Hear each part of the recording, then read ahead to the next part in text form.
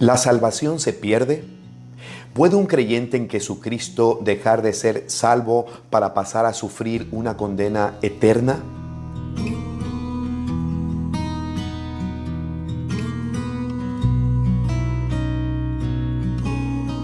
Esta es una pregunta que siempre me han hecho. Y para poder llegar a una conclusión es necesario hacer un estudio centrado en lo que realmente enseña la palabra de Dios.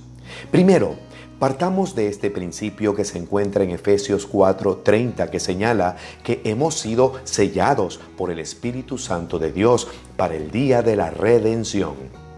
Dice también Efesios 1, versos 13 y 14, en Él, es decir, en Cristo, también vosotros, habiendo oído la palabra de verdad, el evangelio de vuestra salvación, y habiendo creído en Él, fuisteis sellados con el Espíritu Santo de la promesa, que es las arras. Arras quiere decir la garantía de nuestra herencia hasta la redención de la posesión adquirida para alabanza de su gloria.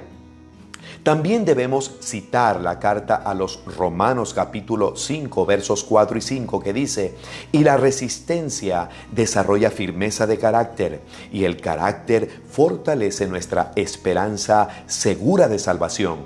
Repito esto: esperanza segura de salvación.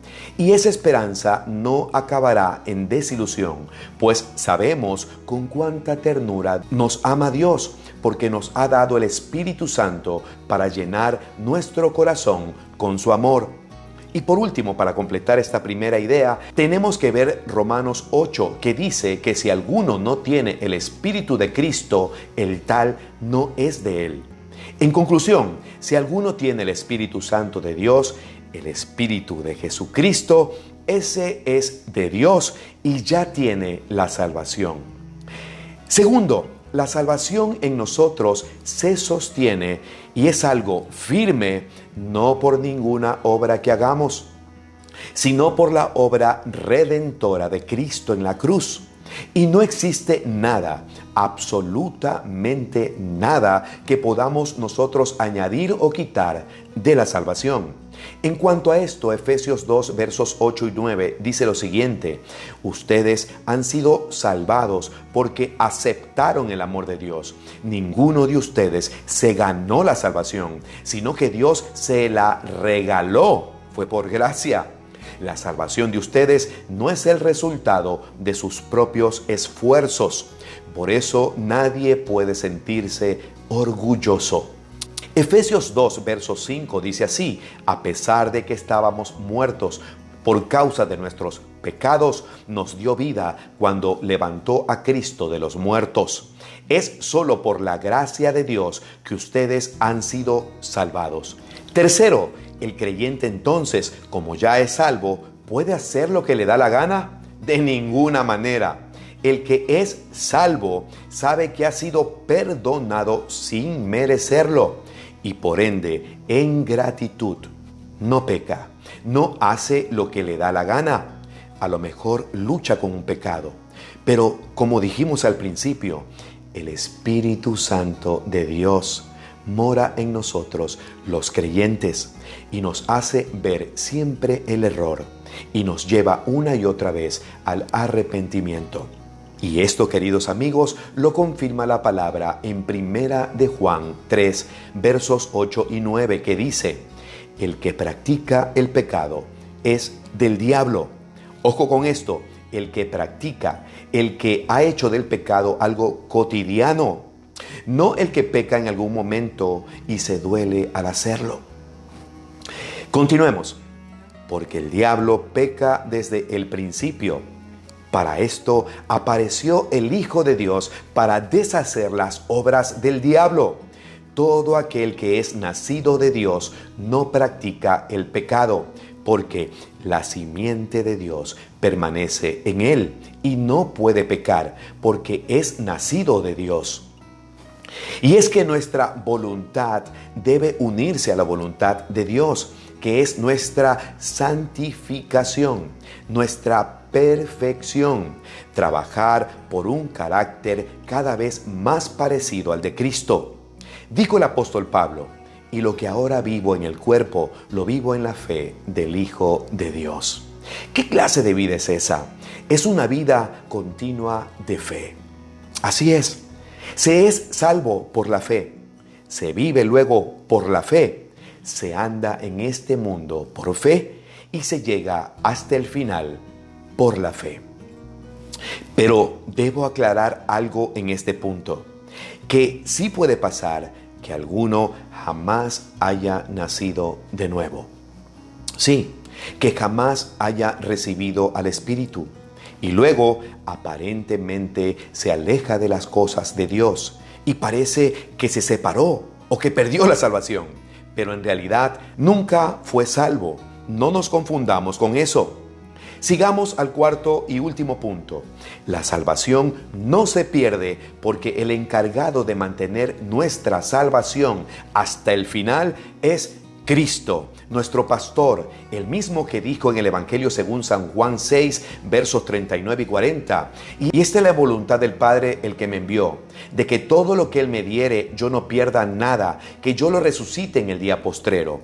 Y esta es la voluntad del que me ha enviado, que todo aquel que ve al Hijo y cree en Él tenga vida eterna, y yo le resucitaré en el día postrero. Y además dijo en Juan 10, verso 27, mis ovejas oyen mi voz, y yo las conozco y me siguen, y yo les doy vida eterna, y no perecerán jamás, ni nadie las arrebatará de mi mano. Amigos, ustedes se podrán perder en las manos de cualquiera, pero en las manos de Cristo, jamás. Aquel que comenzó la buena obra en nosotros nos ayudará hasta el fin. Pero no nos quedemos ahí, vámonos mucho más allá con la misma escritura que dice en Romanos 8, verso 39, por lo cual estoy seguro de que ni la muerte, ni la vida, ni ángeles, ni principados, ni potestades, ni lo presente, ni lo porvenir, ni lo alto, ni lo profundo, ni ninguna otra cosa creada nos podrá separar del amor de Dios que es en Cristo Jesús, Señor nuestro. No quiero dejar pasar este estudio sin traer esta situación muy puntual y extrema que se dio en la iglesia de los Corintios y que arroja muchas más luces en cuanto a si se pierde o no la salvación. Un hombre estaba en un pecado sexual terrible. Este tenía relaciones con la mujer de su padre. Al ser descubierto, se encuentra con esta resolución del apóstol Pablo, que dice lo que se debe hacer con este hermano. Dijo así: en el nombre de nuestro Señor Jesucristo, reunidos vosotros y mi espíritu, con el poder de nuestro Señor Jesucristo, el tal sea entregado a Satanás para destrucción de la carne, a fin de que el espíritu sea salvo en el día del Señor Jesús. ¿Escuchó bien?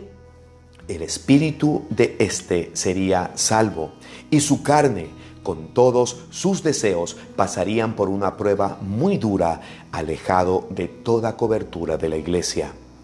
Esta disciplina era categórica, pero su alma no sería tocada y permanecería salva. Tenga claro esto: en todo este pasaje, Pablo no lo describe a este hombre como perdido para siempre. Y por último, para tener claro este último punto, Jesús dijo: yo soy el buen pastor, y el buen pastor da su vida por las ovejas. Y existe una figura maravillosa dentro de la labor de un buen pastor. Y es que cuando una de sus ovejas es descarriada, éste la sujeta fuertemente y de forma intencional le quiebra una de sus patitas. Luego la cura y la entablilla y empieza un proceso lento de sanación. Pero, ¿qué sucede a continuación durante este proceso? De alguna manera, la oveja, al no poder alejarse mucho del pastor, permanece muy cerca de éste, buscando su protección.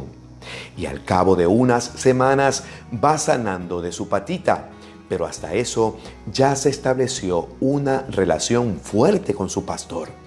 Se acostumbró tanto de su presencia al punto de que ya no desea nunca más alejarse de él, y además se vuelve bastante obediente. Y así puede pasar con muchos hijos de Dios, que al darle rienda suelta a su carne, reciben la justa retribución, ya sea en pobreza, en falta de paz, o pasan por situaciones de mucho dolor, ya que Dios, al que ama, castiga. Y es por eso que muchos hoy sufren en esta vida por causa de su negligencia y desvío. Pero al final de cuentas regresa y mantiene su fe en Jesucristo. Y así sea en última instancia de su vida, termina en un arrepentimiento genuino sin perder su salvación. Confiemos en Dios. El Señor mismo se encargará de que regresemos a Él, así sea por medio de un llamado fuerte de atención. La meta de la disciplina de Dios es clara: la salvación y no la destrucción para siempre. Espero les haya gustado esta enseñanza. Sean libres en Cristo. Ámelo mucho más. Sepa que es salvo y tenga paz. Bendiciones.